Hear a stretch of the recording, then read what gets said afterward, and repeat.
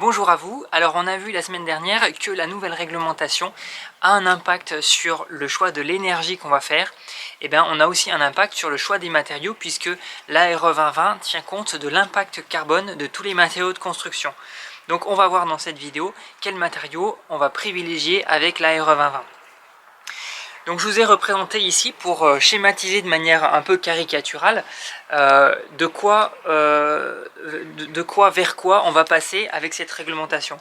Donc en gros, en haut on a le schéma type d'une construction très habituelle de ce qui se fait jusqu'à maintenant.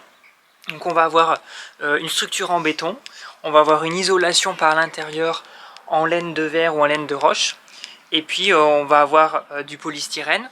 Éventuellement ça peut être aussi le polystyrène dans les murs, et puis admettons une menuiserie en aluminium ou en PVC. Et bien tout ça, c'est des matériaux qui vont être pénalisés par la RE 2020 parce qu'ils ont un fort impact carbone. Et on va passer plutôt à une configuration comme celle-ci. Donc là on va dire que c'est une configuration plutôt idéale, et il faut savoir qu'en RE 2020 bien, les seuils vont être diminués petit à petit, ce qui fait que actuellement on va se situer quelque part entre les deux, et puis plus ça va aller dans le temps, en 2025, 2028 et 2031, plus on va se retrouver contraint d'intégrer des biosourcés dans le bâtiment, puisque les biosourcés ont un impact carbone beaucoup plus faible. Donc là, dans cet exemple plutôt idéal, j'ai montré une ossature bois, un isolant biosourcé, donc ça peut être de la laine de bois, mais aussi de la laine de chanvre, de la laine de coton, ça peut être de la ouate de cellulose, de la paille, enfin il y a plein de solutions en fait, là je dis les principales. Et puis j'ai noté ici une menuiserie en bois. Donc maintenant, pour vous donner quelques ordres de grandeur de l'impact carbone de ces différents matériaux, ça permettra aussi de se rendre compte de quel est l'impact de notre choix sur tel ou tel aspect. Il y a des impacts plus importants que d'autres. Donc déjà, la grande notion qu'il faut avoir sur l'impact carbone, c'est que par exemple entre le béton et le bois, l'écart est grand. Donc avec le bois, on va avoir un impact carbone qui est négatif dans le sens où le bois stocke du carbone. Donc si on l'utilise dans le bâtiment, c'est autant de carbone stocké et autant de CO2 en moins dans l'atmosphère. Donc là, avec une poutre en béton, on a un impact carbone de 213 kg d'équivalent CO2. Alors qu'avec la poutre en bois, on est à moins 530. Donc ça veut dire que on n'est même pas à zéro, mais on est bien en dessous. Donc très vertueux.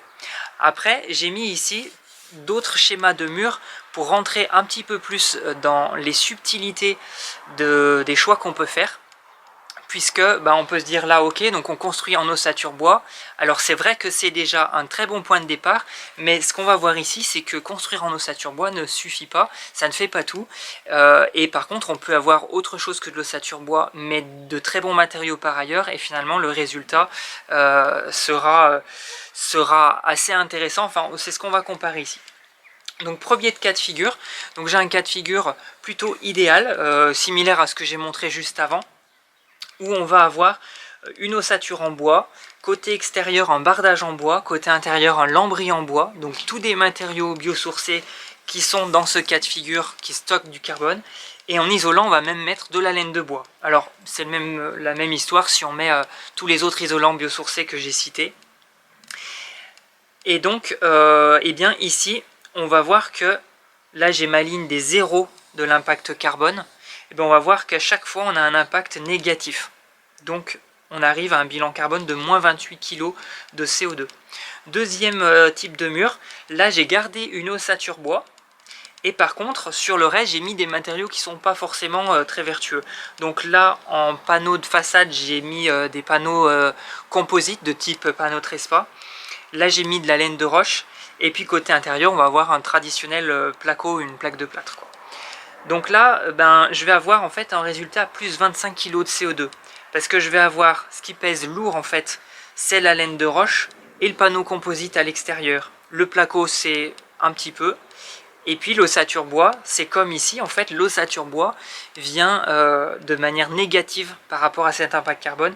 C'est ce qui fait que là on monte ici mais on redescend de l'équivalent pour arriver à 25. Et enfin dernier cas de figure, là j'ai enlevé l'ossature bois, j'ai mis une structure en briques, donc c'est ce qu'on voit ici.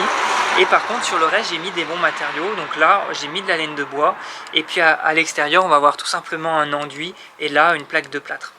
Donc en fait ici on voit que c'est la brique qui a un impact carbone négatif, donc on ne bénéficie pas de ce moins par rapport à l'ossature bois, mais par contre comme on a mis de la laine de bois, on a une légère captation de CO2, donc on s'épargne ce gros paquet laine de roche. Et puis après si je rajoute l'enduit extérieur et le placo, ça rajoute un petit peu, mais au global entre cette solution à 23 kg de CO2 et celle-ci à 25, et bien on est assez similaire. Bien entendu l'idéal c'est d'aller vers des solutions comme ça, mais en tout cas ce qu'il faut retenir aussi c'est qu'en RE 2020 on n'interdit pas des matériaux, mais les calculs font que bon, on a des choix, mais dans l'arbitrage, il faut quand même aller chercher des matériaux biosourcés. Et puis plus ça va aller dans le temps, comme je l'ai dit, plus les seuils seront bas. Donc il faudra de plus en plus aller vers des solutions proches de cet idéal. Voilà pour aujourd'hui. Je vous souhaite une très bonne journée et je vous dis à bientôt pour une prochaine vidéo. Ciao!